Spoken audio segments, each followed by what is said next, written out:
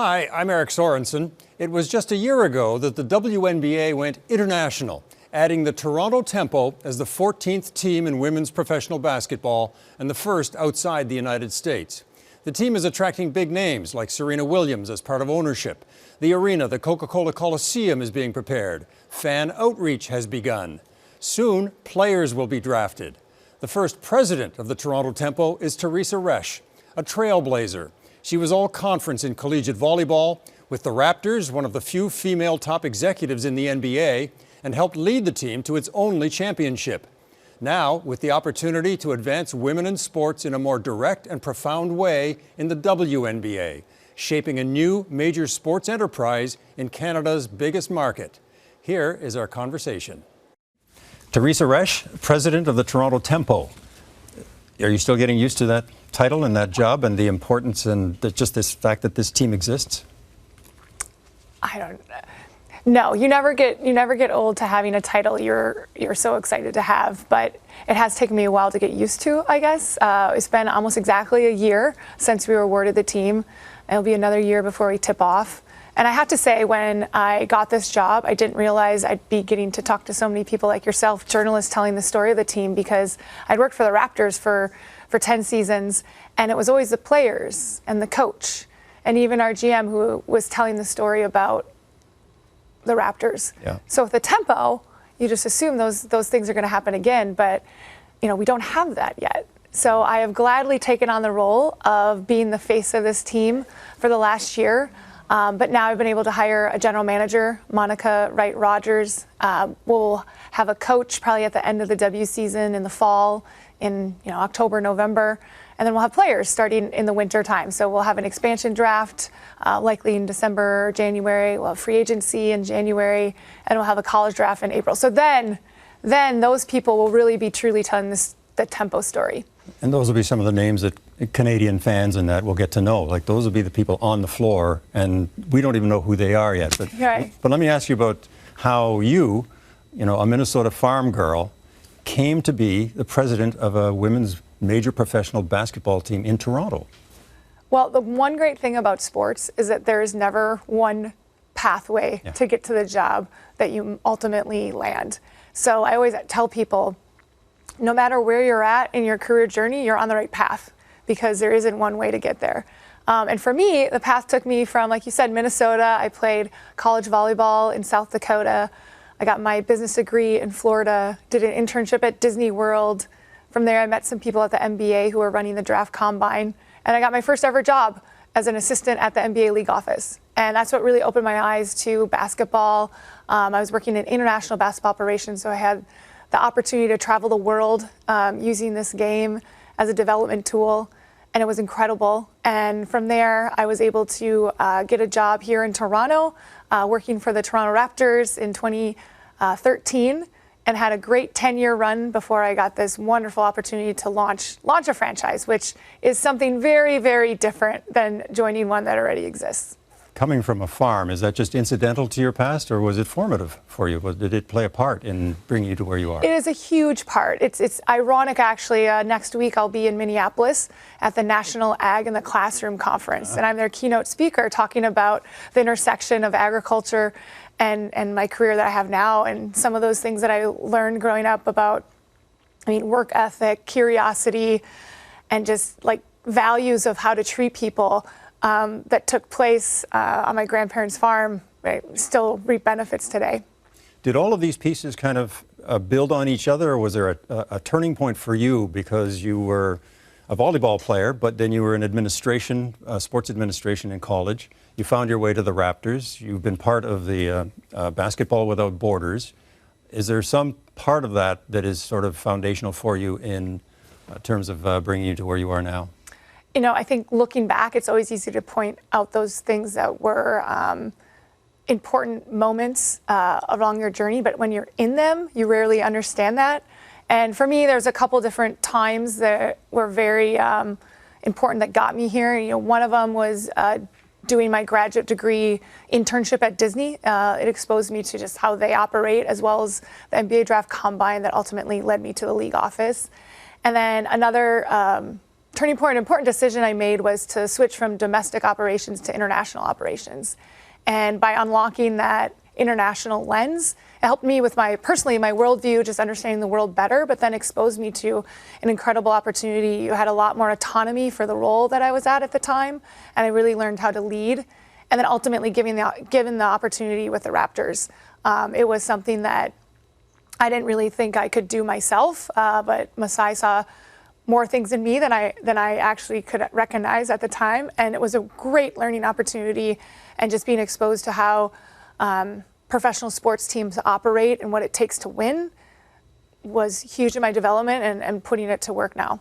How did a team, a women's basketball team, come to be in Toronto? Like, what brought that about? Like, Larry Tannenbaum obviously saw something that others at the ownership level weren't seeing, so he was ahead of the curve. Yeah, I think that there was a lot of different things that led to the Tempo belonging in Canada at this point in time. I think you can look across North America and the trajectory that women's sports were on as a whole. Understanding how that could be impacted here in Canada, and also just like societally, like you look at how Canadians support top level female athletes, especially through the Olympics. It's very different than other parts of the world, and it means that it's more ready to support the best in the world, not just Canadians. So it was time, and I think you said it right. Larry Tannenbaum, this was something that he was really passionate about, and he saw a great opportunity. And I've heard him tell this story so many times about 30 years ago, how he recognized the opportunity about the NBA in Canada. And he said 30 years later, like the opportunity is now a women's team here, and it's turned into the Tempo. There are some very big names, interesting names that are getting in on the ground floor with the Tempo. Serena Williams, I mean, one of the biggest names in all of sport. Lily Singh in entertainment here in Canada. Sukhinder Singh Cassidy. I had to look down for a second just to be sure, because it's not a name a lot of Canadians would know, but she is a phenomenon in high tech in Silicon Valley. They're all successful. They're all women. They all wanted to be here, a part of this.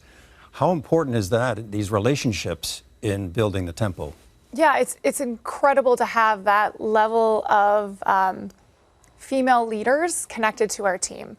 And like you said, Serena's greatest of all time and what she does, and it's incredible to have her connected to the team, and not just as supporters but owners. Yes. They're invested in this. They have invested their own dollars into this and believe in it, and we are going to leverage and use all the things that they have in order to provide, to try to find any sort of competitive edge. So Serena is passionate about design, so she's going to help us with uniforms and maybe a collection. She was involved in, interviewed Monica Rogers, our GM, and really talking about player performance, right? Think about how long she played at the peak level. That's really hard to do, and just being able to mine some of that information. Lily has been incredible. She was here in Toronto for our Tempo Live event, and she has the title of Chief Hype Officer. Yes. And boy, oh boy, does she embody that. And I cannot wait for her to really tell our story in a way that only she can. And then Sukhinder, like you said, she may not be a common name, a household name, but what she's done in technology, being part of the group at Google to develop Google Maps. She was the head of StubHub during the pandemic and really changed their platform. Now is leading a global company called Zero. And just her insights, being able to mine her, and she's available to provide insights for us as we're building this organization. You know, she's done it before. So it's incredible to have that type of talent and intellect helping us. You can see the role that, the important role that women are playing. I mean, your presence here at the start of that. But you have a platform now called Together We Win that is about equity and inclusion. Talk about that. Yeah, we're really excited. So Together We Win is a platform, and we launched it at the beginning of June, and it's basically a pledge. Sign the pledge about how we can be in this together. It's about creating a space where everybody feels welcomed, where everybody belongs, and we pledge to create that environment. We're going to play the pledge, the poem that was written by actually Toronto's Youth Poet Laureate, and before every single game, just to remind everybody why we're here and how we can all be in it together. Obviously, it's launching here in June, which is Pride Month. It's also National Indigenous Heritage Month, but it goes well beyond that. And we love our community so far.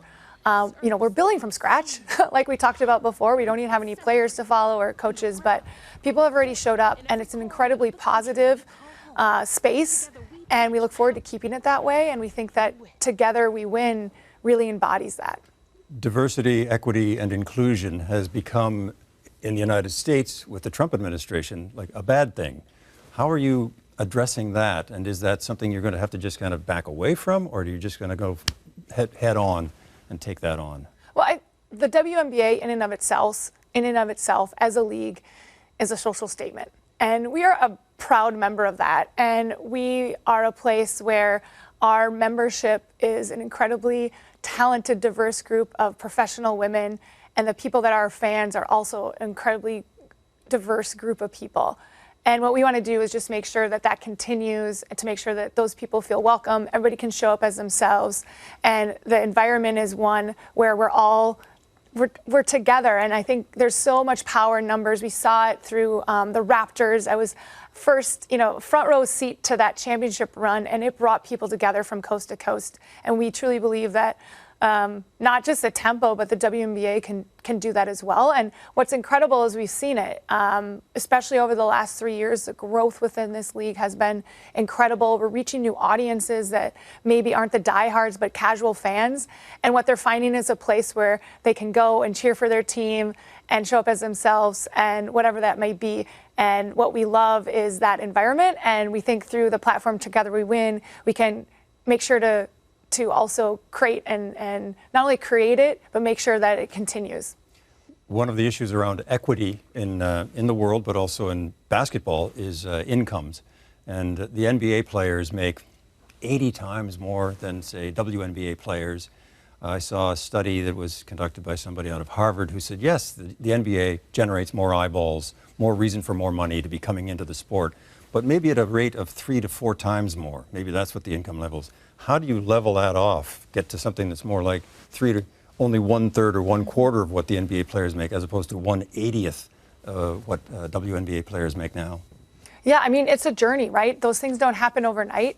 I think the biggest thing that we've seen is, along with that growth, we've seen more eyeballs, we've seen more investment, and that's what ultimately leads the teams in order to pay the players more. So they just did the WNBA and the NBA together just did a new broadcast deal in the United States. That's going to be a multiple of 6 for the WNBA going forward. That means that money is then going to trickle down to the players. Same thing with our sponsorships. Our sponsorships are up by multiples, and that means that there's more money generated through the league that then is going to be able to pay our players more. But you're right, there's a huge disparity there. I think sometimes it just takes time. The NBA is 100 years old. The WNBA will enter its 30th season next year. So sometimes it takes time. If you look at the trajectory of the leagues, the WNBA at 30 years is well in advance of where the NBA was at 30 years, but that doesn't mean that we can't do better. So there is a huge disparity, but what I'm encouraged by is that there's been a lot of traction in the areas that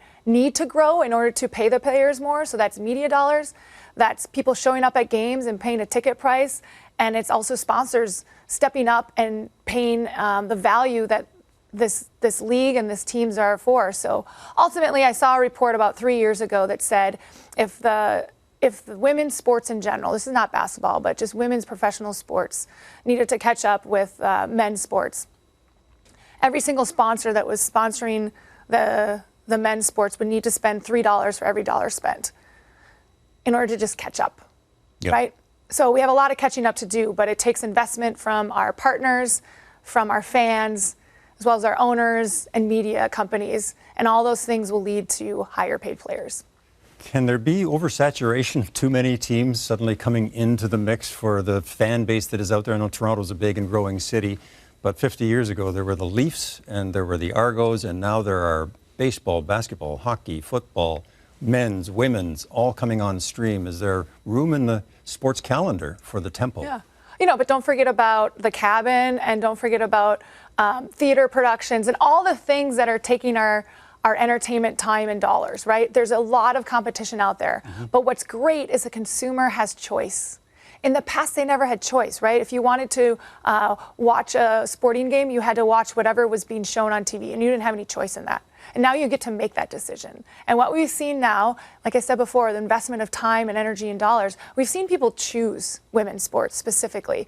And we think that there's an incredible fan base out there that is completely unlocked. So yeah, there's a lot of options for us to spend our entertainment dollars. But what we found is so many people choosing women's sports and choosing the tempo already, even though we don't have any players. So we're excited to talk to those fans and more than anything, get exposure so that people know about this team that isn't just in Toronto, right? We're coast to coast. We are Canada's team. We're going to be playing regular season games outside of Toronto. And we just can't wait to build this community, right? It's a community that will be unlike any other. It's just a matter of talking to those fans, and that community will take a shape of its own. And we're really listening. And tip-off is less than a year away. Is it coming at you too quickly? And are you still feeling good about the fan base that you're going to be able to reach across the country? Oh yeah, it's been incredible. We look at our merchandise sales, and we've had purchase of merchandise in every single province. I think there was one that wasn't. Maybe the Northern Territories. We didn't have anybody wear any tempo gear there, but soon we'll tap that market too. But yeah, we're really looking forward to it. We're going to be, there's actually a WNBA game in Vancouver this summer on August 15th. It's the Seattle Storm versus the Atlantic Dream. So obviously we don't have a team yet, but it'll be great to have a presence in that market. I want to ask you a little bit more about building the team. You have an arena, the Coca-Cola Coliseum, 8,500 seats, roughly. Is that a good size for a start? It'll be great. So we have high demand for our tickets already. So we have a lot of deposits already. If you haven't put down your deposit, definitely do that. We'll be converting them starting in the next month or so. So we actually have season seat holders. But like I said, we're going to be across Canada as well. So we look forward to playing in 15 to 20,000 seat arenas in other cities across this country. And then we'll also look to play some games at Scotiabank Arena, where the Raptors play, that's closer to 19,000. So we look forward to having an incredibly loud, rambunctious, super supportive arena in Coca-Cola. It's going to be tough to get a ticket there. We'll fill those 8,500 seats, definitely. And then we look forward to leveling up and getting larger exposure. Those tickets will be a lot more readily available for some of those bigger sized arenas. So we look forward to welcoming fans through there too. It'll make a difference when you start to have names that people can see and Absolutely. And be able to watch. Oh, I can't wait. Then you'll get to talk to them instead of me. It'll be perfect. Do you, are you eyeing the next Caitlin Clark or Angel Reese or Paige Beckers? Or are you looking overseas? Are you looking at Canadian talent? Where do you think you might be able to find what you're going to need? Yeah, all of the above. So the first option, or the first opportunity we will have to get players is through the expansion draft. So we're looking at who's playing in the league right now, and some of those players will be available that we'll be able to get.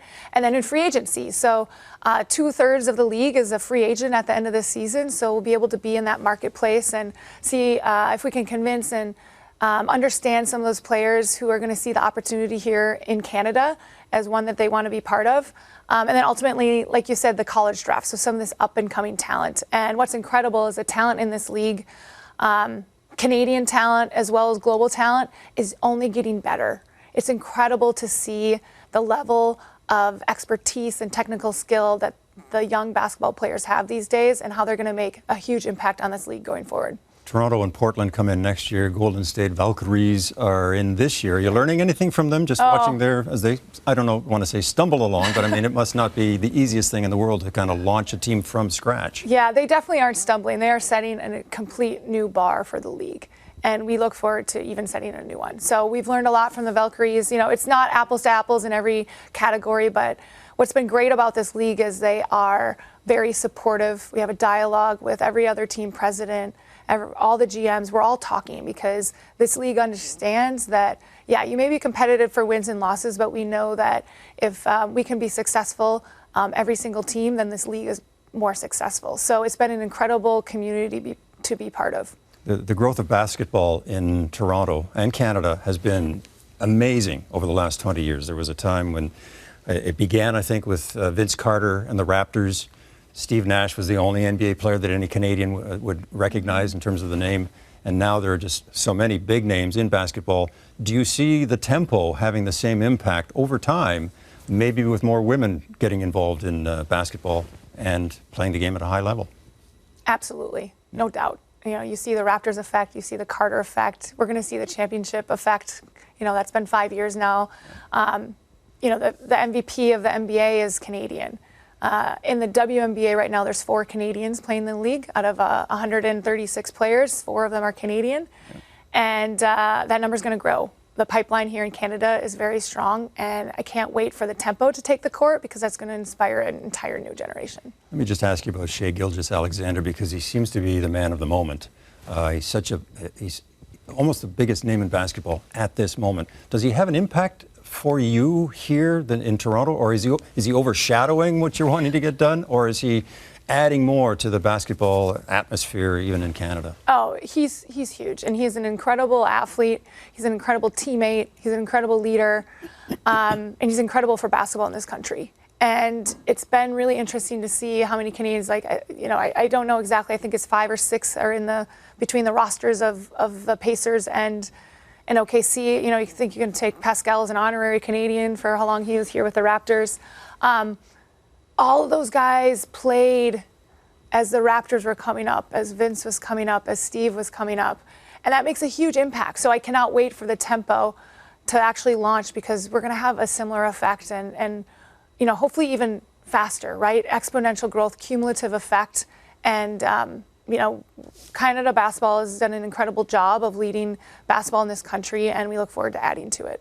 The name Tempo, is that good choice? Is it catching on? Is it well, you're asking someone who's really biased. Obviously, I love it. But no, it's definitely caught on. My favorite thing to do is be wearing the Tempo merch and just walking around the city, and you get a Go Tempo here and there, right? They have no idea who I am, but all they see is the logo. And it's been a great community builder. And we love it because it talks about the game. I think that's really something unique, that it actually talks about a game that we all love, right? It's not about going fast or slow. It's about the control. And it also, like, Toronto and Canada has a unique heartbeat, and that's the Tempo that we're talking about. So it's great because it's also English, French, no translation. It means the same thing. So we're really excited to activate our Francophone community. Like I said, we are Canada's team, so we look forward to activating there too. Final thoughts for what comes next? What doesn't come next, right? Like, there's so much opportunity, so much excitement. What I'm most excited about is building this community, building this group of fans that can find a home here with the Tempo. We're going to be telling our story. The WNBA is home to some of the greatest stories in all of sports. Just a lot of people haven't heard them. So we can't wait to start telling some of those stories. And more than anything, for our fans to tell them with us, right? Because if the team is the only person talking about the Tempo, then we're never, ever going to maximize this incredible opportunity that we have. So we look forward to the fans really being our biggest storytellers. Teresa Resch, president of the Toronto Tempo, thank you and good luck. Thanks for having me. The 2025 WNBA season will wrap up in October, and then attention will turn to the Toronto Tempo and a second expansion team from Portland, bringing the league up to 15 teams. Some things to watch for. The expansion draft expected in December. Toronto can claim a player from each of the existing teams. Over the winter, the Tempo will be able to sign free agents, and next April comes the draft of college players. With a full team ready to hit the floor, the Toronto Tempo will tip off in May 2026. Can't wait. I'm Eric Sorensen. Thanks for watching.